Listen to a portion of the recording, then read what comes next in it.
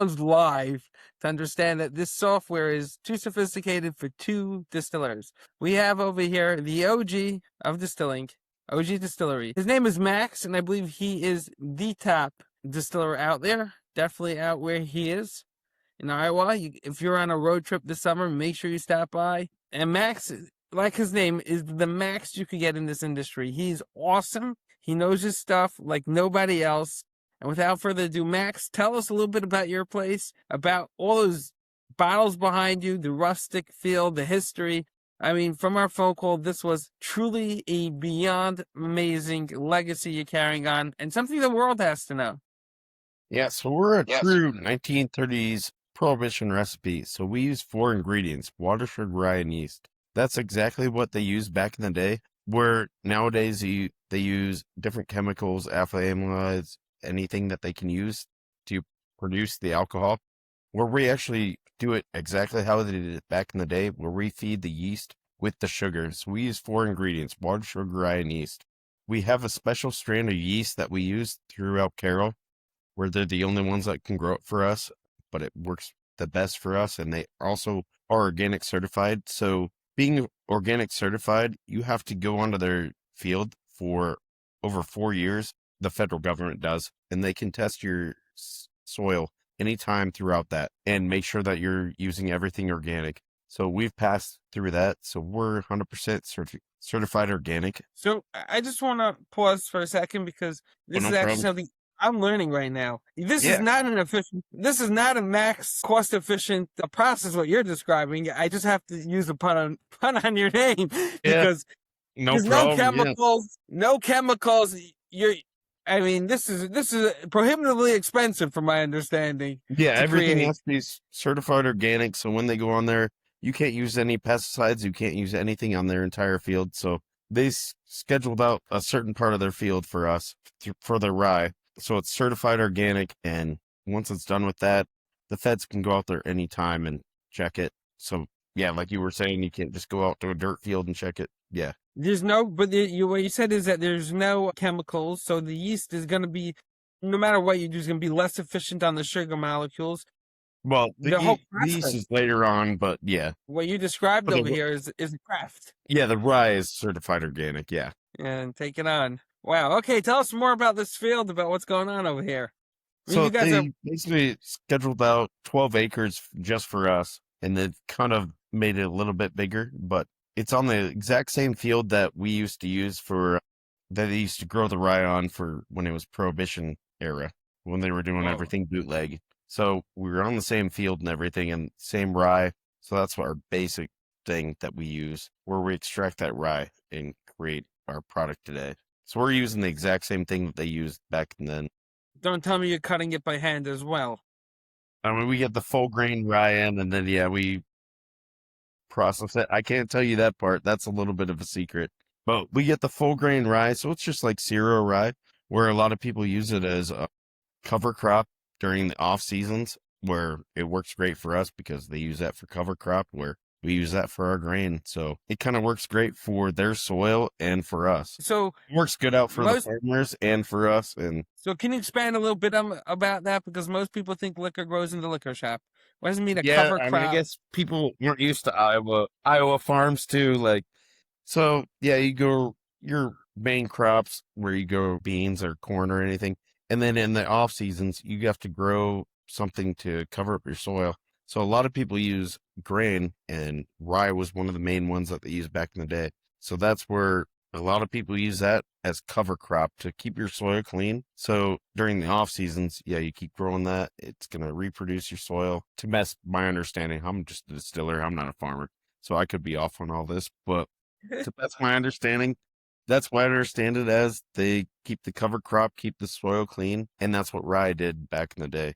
And then it actually became something that they could use to produce alcohol too. So it was a cover crop, turned into basically So what's something a farm you could like? produce and create a product with that you could sell. But it was also back before anything could start. Very interesting. What is a farm like out there? Is it like the New York main size farms where you can practically walk it, or you probably need a car? But you need a car in any farm out here in Iowa, yeah. I mean, this is more than I thought. So you got the Yeah, farm but they put out. And they also don't use their whole farm for it. It's just cover crop, so it's just certain parts. But these farms out here, yeah, you need something to drive around there. If There's not, an old joke that a farmer in New York commented he was stuck in his car all day because it broke down, so he couldn't farm. So the farmer in Iowa says, "Same here. It takes me 12 hours to get from one side to the other." So that's how I knew your farms were not our size. oh yeah, our farms are way bigger. But Super cool. Okay, so let's move on, and we got Iowa rye coming into the plant. Give us some more information on what's going on in the distillery, your bottles, history, and you running with the laws. People like action. So well, along to the farms back in the day. So I mean, our original start in the process and everything was going on to Lorene's farm back in the day, and they wanted to bootleg on their farm, and they had kids and everything, and they were like, "Nah, we don't want to do that." But they also ended up they had to pay for their farm and they had to pay for everything. So they eventually were like, "Yeah, we want to do this." gotta make the Well, dough. it kind of changed things too, where maybe Lorene got her kids went to school and she got bored, but anyways, Lorene became the kingpin of the whole operation. So she kind of created her baker's recipe, which we use today, where their big batch recipe, they made over 300 gallons a day. They were making about $75 a day, which is big back then, but it didn't all go to them. It went to their workers and everything. So Lorene decided to make their side batch, where that's what we use today. Their baker's recipe is what we call it, which is the 4 ingredients: water, sugar, rye, and yeast, and that's it. So can you tell us a little bit about this family, the legacy? This is super Yeah, so I mean, as classified. much They're as we gonna dig know, up the yeah, as much graves. as we know, yeah, Lorene was kind of the kingpin. Frank did all the side batch, so Lorene did all kind of the cooking, doing the batch, doing the rye. Frank did all the side batch, so he was doing all the shipping and everything.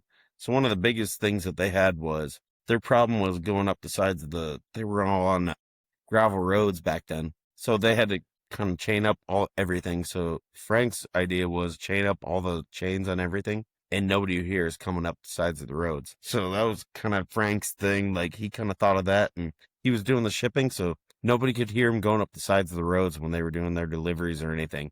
When dropping it off, he could just pull up there, drop it off, and get it done. Nobody hear those clinking chains or anything. I mean, this is a whole different world of bootlegging than where I am, because bootlegging over here in Manhattan, New York, was all mafia. This guy's just needing a good drink. Locals sharing with locals. Oh The yeah, sheriff it's probably completely placed an different. order. Well, there's different stories of the sheriff too. Where back in town, they in Templeton, where we're kind of part portrayed with that. There were the priests downtown, and they actually would let people know when the sheriffs were in town on bootlegging, where they would wear their hat sideways on certain days. Then you would know that somebody's in town. Priests were in on it, guys. Yeah, it's back in the day. I don't Coming, know. coming for the congregation. They're helping people, but it was back in the day, so yeah, it was completely different than it is now. I can't see it. He's doing Love that it. now, but back in the day, that's really cool. But Tell me, it's Frank and what was her name again? Lorraine, Lorene. yeah, Are they buried on the farm? Because I know that was also a tradition for a time to be buried on their farms. I'm just wondering if that's where they're buried, on the farm where you're growing the rye. no, them buried on there, yeah. They're buried there? Or no? I don't know if I can. You don't know. That's another thing I'll bring up. Where I'll bring that up. I can't say much about that because when I first started here, we had a few different bootleggers come here, and they would come in here and talk to allegedly my mentor Rich, which allegedly did everything for me. But we'd have a few people come here and tell stories, and then he'd be like, "You want to get that on record?" And they'd literally dip out the door immediately. And I was like, "So I Oh, can get their actual." Yeah. so let's get it on record now. What they shared with We you. would like to, but they all think that they're still going to get in trouble, even though it's their ancestors getting in trouble. That's what I was getting into. Where their parents are buried on different farms where they bootleg, where you can't say that, and nobody knows except for the people that talk about it. But The feds are gonna be grave robbing. Hey, get out of the grave, you ghost. yeah. I could just see a good waste of U.S. tax dollars over there. Well, coolest part would be We weren't wasting tax dollars. It'd be cool to get the history of everybody in the history of the area. Yeah. Really What else? cool, interested in. Yes. What else? What else went on over there with that? You were the only distillery back in the day where they were competing farmers. Was this like a whole There industry? was hundreds of. A cottage So farm? yeah, our biggest Cottage. thing was we were doing a. So when Frank got on his deathbed, he told one of his daughters that he hid about 20 barrels out there on the distillery. So we kind of came up with a treasure hunt where we got people from cadaver dogs from Des Moines that are trained with the FBI. We also have LADAR that has been done with archaeologists. We tried to figure out all that. We didn't figure out anything, but we're still looking for those barrels. We ended up finding still that was found on the old distillery that was filled with whiskey bottles and everything. So that's another So thing I'm tracing. let's just break it down. Des Moines is in Iowa. It's the capital, right? Yeah. Okay. So the road trippers from there, they brought in cadavers and all kinds of search and rescue tools to find 20 barrels of Frank. He was your mentor? Rich was my mentor, but Rich, yeah, okay. yeah. So who Frank was, yeah, okay. I'm Frank following. was a long, yeah, he was the Well, original Lorraine's husband. Lorraine's husband. He Yeah, must, when was this?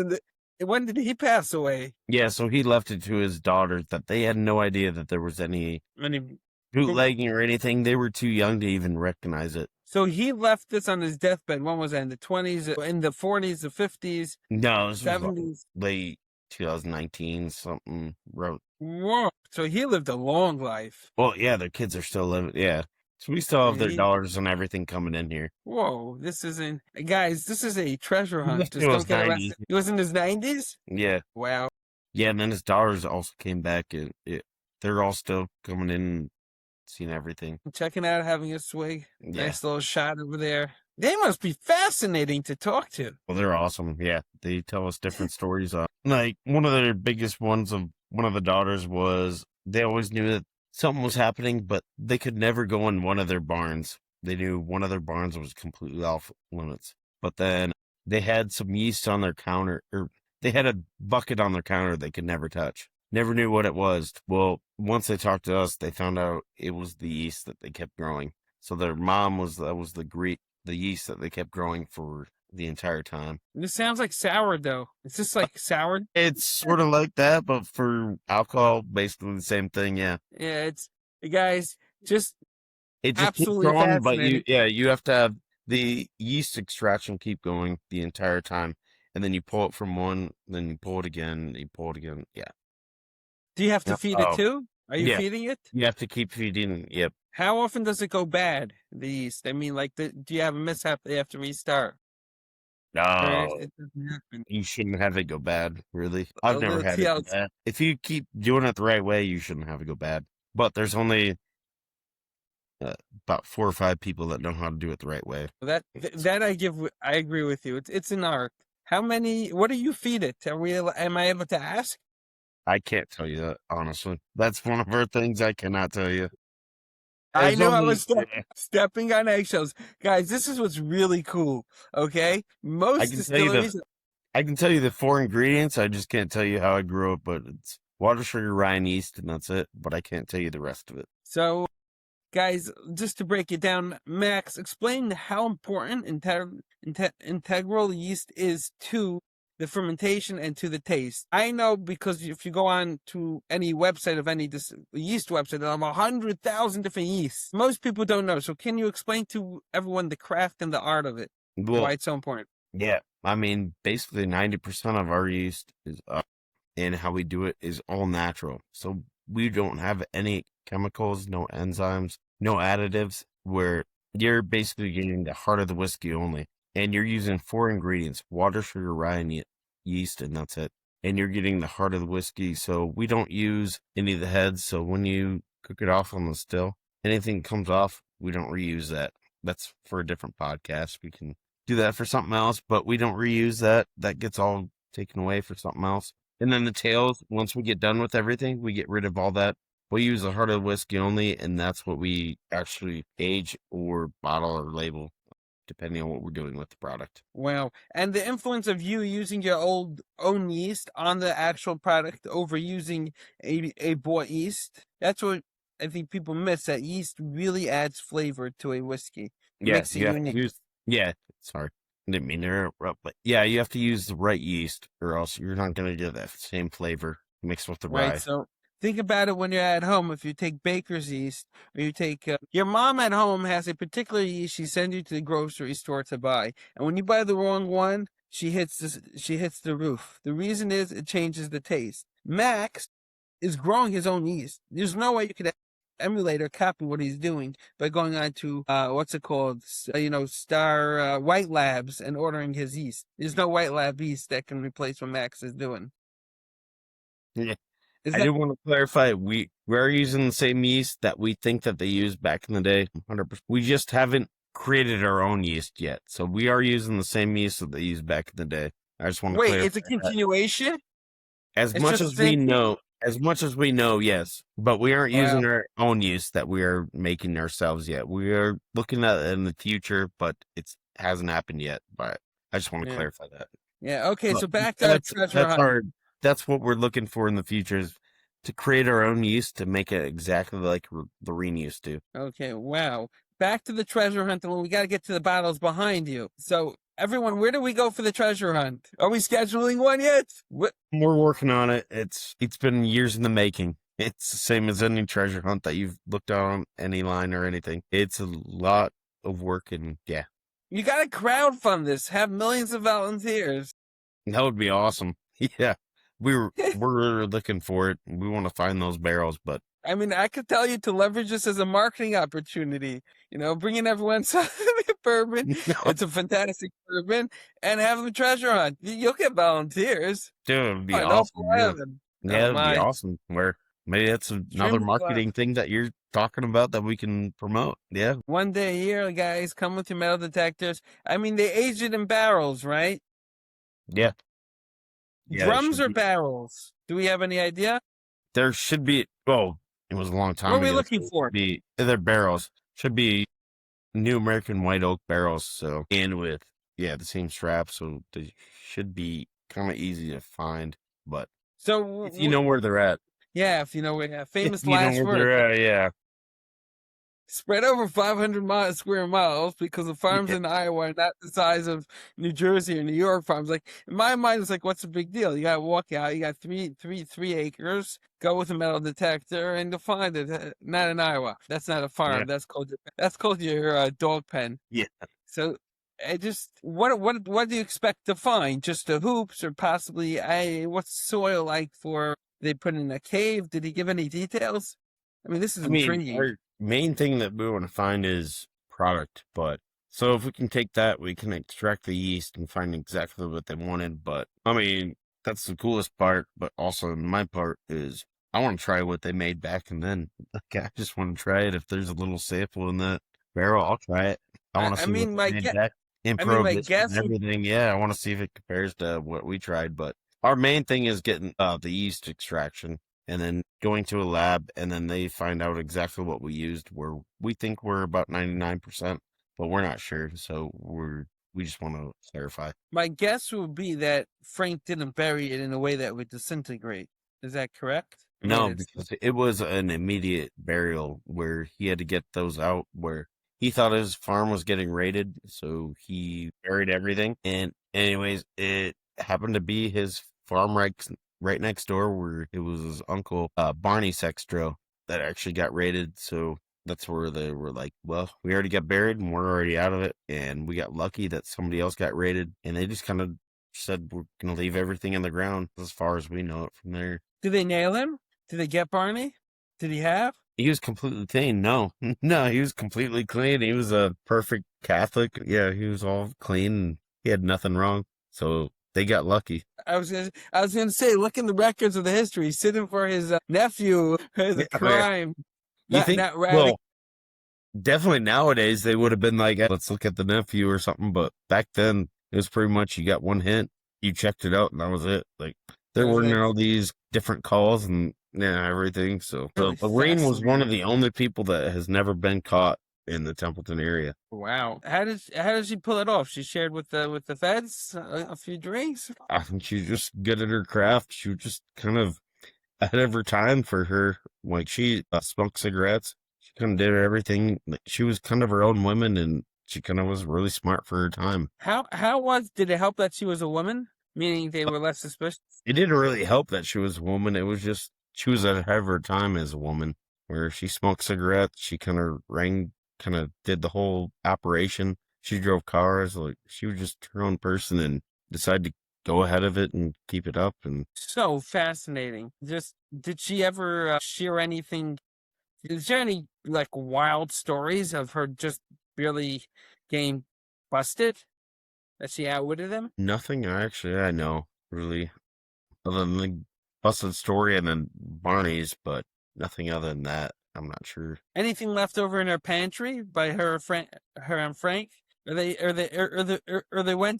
died with the last shot. Well, yeah, that was kind of Frank's deathbed when he said that he had stuff hidden on there.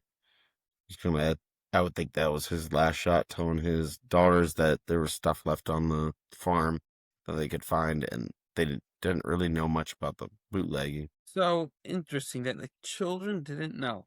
And that's really what's so shocking to me. I mean, you pick up at some time. When did they must have been bootlegging moonshine in the 50s and 60s, if I'm dating myself correctly. No, they were 20s and 30s. So it was literally a family history going back 100-something years. Yeah. Okay, and so when did you decide to restart? Tell us now about the more modern operation. About the what? More modern, recent operation. What's behind you? What's going on? Fill us in. About, well, it was about 8 years ago, one of bootlegging.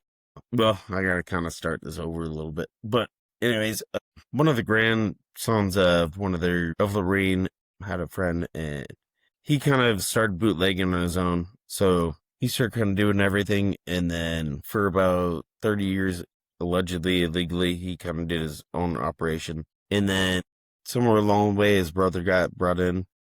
And then I got brought in this. So he started his own thing where his wife told him, do it legal or don't come home. So that's when I kind of started on this. He kind of taught me on this. Let's get this one straight. The wife said, do it legal. And it's kind of being big. Do it legal or don't. I'm saying it really small. I'm going to get bigger a little bit later. So that's how I got brought into it. Like I'm doing what you asked. How I got onto it. And I thought it was pretty small. Well, when I came on, he kind of told me, well, my brother did it for 4 years illegal, and then I got taught 20 years legal, and then he taught me. And then I was like, well, what else happened? And then pretty much his older brother, Lorraine Sextro, which is Frank's wife. So they kind of started doing it. And then she didn't care about her kids. So that's why she left the recipe for all them. And she left out a little pieces about it so they could never make it. But she didn't really care about her kid's best friend. So she taught him everything that she knew. And well, a little bit where she still was a bootlegger, where everybody in the time was a bootlegger. So she left about a little bit of pieces for him too. So it's really confusing. But anyways, he finally went to her at the nursing home and said, you're missing out bits and pieces. So she told him. So then he found that out and then told Rich, then told me. So, and then Rich has also been a mentor the entire time. Wow. What a history. It's kind of short bits and pieces of it, but yeah. And then you decide to set up right near the same farm where it always was. Like just play out the whole thought process and what's going on and how's it going? How are these family members, their pride in it? You know, there's always a good fight about something, mom and dad. I don't know if you want to share that, but all of that. And even like the battle, you have a unique battle, all of that. Like people love learning these things. So they know everything that we've done out there. Guys, it's a generational account. He's going to assume. All right, what was the question again? I'm sorry. The family, do they ever come? How do they interact with the modern day distillery, the legacy? We touched upon it early on the show, but let's hear who claims it is the family legacy. These are always the fun stories, and like who's designing your glass bottles? I see you have a unique shape. Is it also continuation? Fun facts. And do you have the old whiskey still that you dug up on display? Oh, yeah, we definitely have the old whiskey still. And then we also have, that was another cool thing with digging up the whiskey still, we have one of the walls that we dug up on out of the original farm where it was actually Frank's original name on there, but he spelled the name backwards when he was. That's how all Germans did it, so it's spelled backwards with the F backwards. But you can see his whole name on there. And then also on that same wall, we can pick up the sunlight and you can shine up different things on there where you can see when they tallied up different portions of their like distilleries, where if you add like 1 parts of one to 2 parts of another, you can see that all in there when the sun hits it. And they just use it like a chalkboard. That's really cool. So we have that in our distillery. I love the history. Let's go dig deep into it. Say hi. We got the little man here. He's listening. Yeah, so we kind of did all that. So we had both those walls. Now, do you give tours? Who gives the tours? All that information. Let's get people in there, because what type of whiskey still are you running? Let's get into bringing people to you, because you have such a true craft going on over here. Oh yeah, we definitely give tours. So yeah, give us a call or anything. Crash Max, when he's hard at work under the whiskey still actually making a brew, that's when you guys want to show up, okay? Yeah, definitely. Don't call ahead of time. We'll be prepared. Yeah. Whoa. Yeah, let's check it out. Whoa. Guys, and by the way, an impromptu tour like this is exactly what you want to see. These are stills you won't see anywhere else, actually, in the entire world. You will never see any of these stills. These are our custom stills that we have patents pending on, and they're 100% our own stills. They're a combination of a few different stills, so that's what makes them so special. It's kind of pot still, reflux still, yeah. Wait, you guys build those as well? We have we have somebody that builds them ourselves. Yeah, that's it. But they look way different than any other still that you'll see on the market. Well, I see a beautiful pot right in front of it as well. So yes. Yeah, there's different hoses, different things that you won't know what those go to, but we make things a little bit different. Yeah, you definitely won't. Fill us in about the process, because people now can see the process of your whiskey still. I mean, they're small, relatively speaking. Yeah, so pretty much in the mash still here, you're gonna get your mash. That's basically just your product, and that's water, sugar, rye, and yeast. That's where you basically distill it. It's gonna go in there. It heats it up, and here it goes through here. Then you're getting it down through here, where this is actually gonna be what's gonna come off, where I guess you distill it, your actual alcohol, go through here. And then once you go through. Where do you take the measurement for the feds? You have the tool to show everyone? That's what I'm getting into now. So, yeah, so often here, you're going to turn off this. It's going to take off that distill to the feds like he was just talking about. And then you have the drain valve there where we have it marked where you have to take it off, where there's 12 different chemicals there's 12 different chemicals that are going to have to come off between 153 degrees and 173 degrees. It'll paralyze, blind you, or kill you. So we make sure that you get all those off. So we take off 4 times more than you're actually supposed to when we do everything. And then we also don't reuse those. We use those for weed killer, ice melt, pretty much anything we can get rid of for. But it's and you can't drink it, okay, guys? I know you think you're gonna go get it. Do not drink it. I love the guy that goes, "What? You could drink floor cleaner, you know?" Because I tell him you could use it for floor cleaners. No, better off drinking vanilla. Funny part is too, people are like, "Yeah, you can't do anything with that." Where we throw it down the floor, like ours is so natural, you can use it and you can just dump it down the floor. Like a lot of other places, you have so many chemicals that you can't do that. Where ours, you can just throw it away. Where we don't like to do that. We like to use it for anything we can, like.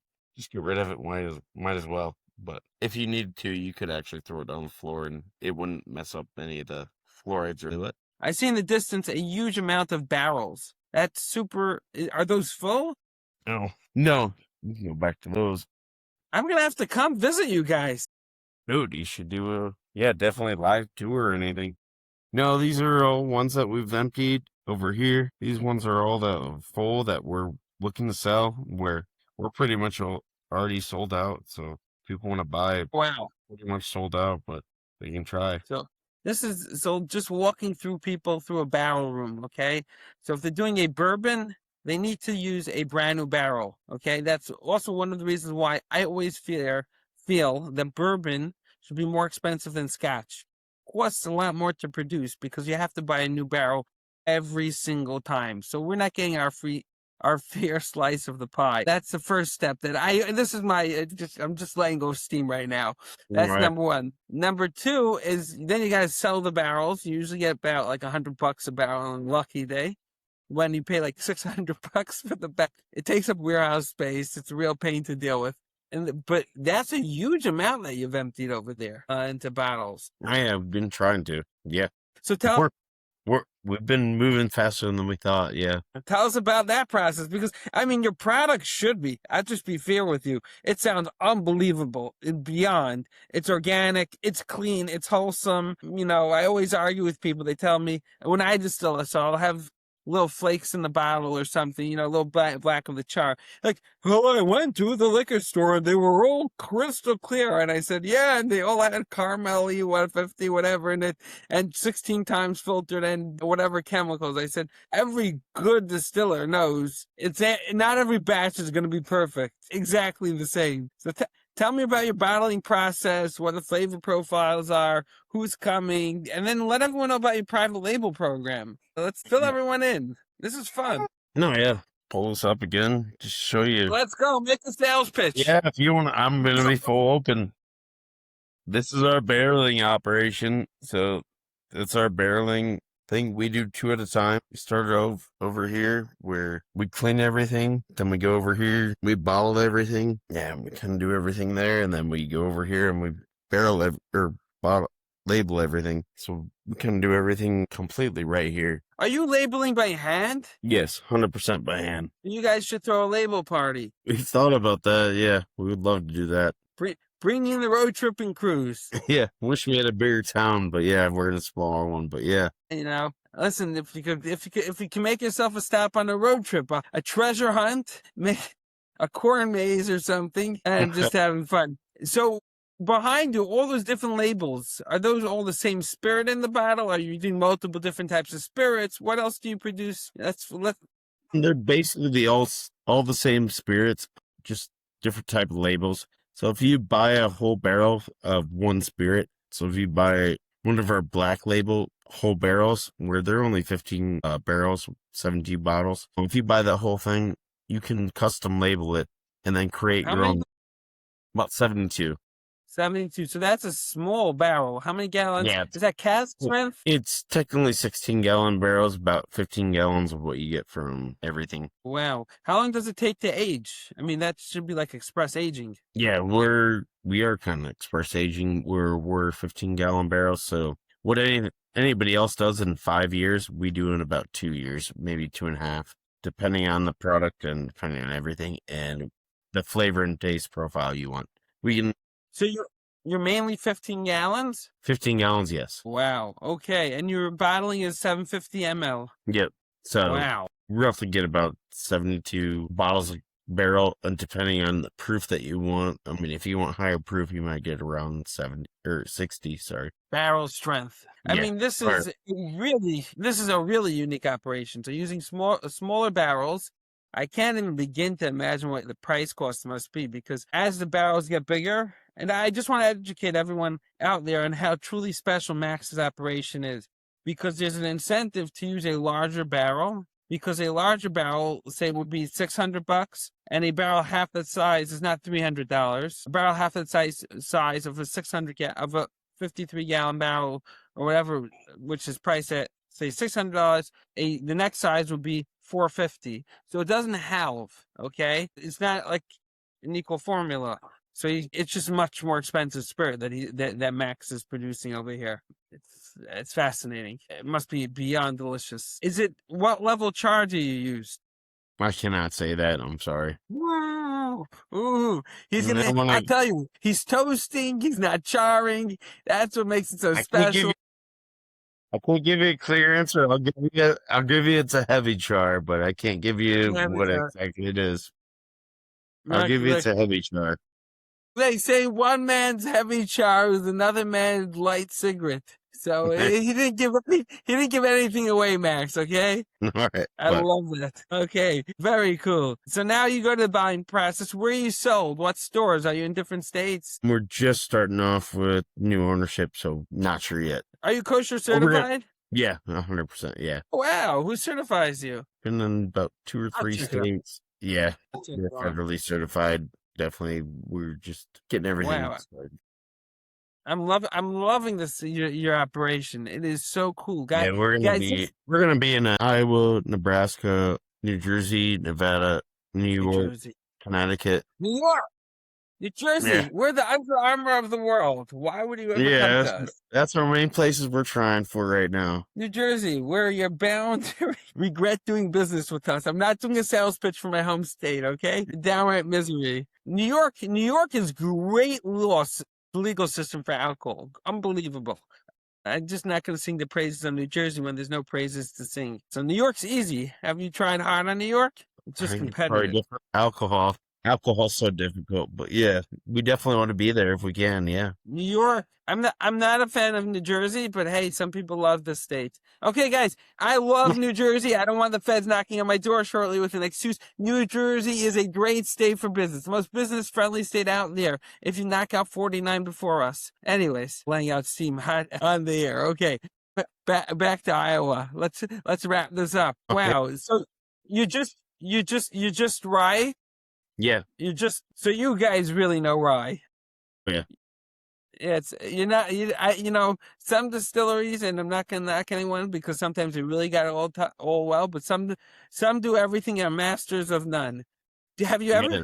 I mean, You're master of one. yeah, I can say one story if you want. Yeah, go for it. We love stories. Yeah, this tour that was coming in, it was a friend of ours that had been here like 2 or 3 times, and it was from a local Hy-Vee, and he was coming here with his employees, and they finally came here with their third time, and one of their employees was like, I wasn't going to come here. He goes, I couldn't believe this. When I came to your distillery, he goes, I thought there was just going to be exactly the same distillery I went to every time. There was just going to be a bunch of 40-year-olds pushing buttons. He goes, I came here and you actually have a distillery and you guys actually do stuff and you guys aren't just a 40-year-old person pushing buttons. He goes, I'm so glad that I came to here. He goes, I was completely going to cancel it out. And he came here and he said he loved it. And he goes, this is completely different than any distillery that I was going to come visit. And I was like, I hate to say it, but can I share that story? And he said yes. And I was like, man, I want to share it with everybody because we're completely different than anybody else. We're true prohibition. We're 4 ingredients, water, sugar, rye, and yeast. We do it exactly how they did it, and we're proud to do it every day the way that we were taught. Max's Distillery. I love it. Are you able to take people on real tours and show them around? Yes, if they give us a call or anything, yeah, 100%. We can give them a tour So you, anytime they want. Yeah. so you're not like in New York. We don't really give tours because of insurance related issues. No, And Iowa, we can do anything. Yeah. wow. Okay. Guys, we're wrapping it up. Max, last words. This was beyond eye-opening. Basically showing up, Max. Show up No, on Max. I appreciate you and let me share our story with everybody else. We're going to keep on pushing it because I love your distillery. And if I'm on the road, I'm headed towards you. Oh, Thank definitely. you. We'd love to have you. I appreciate it. Yes, hold with.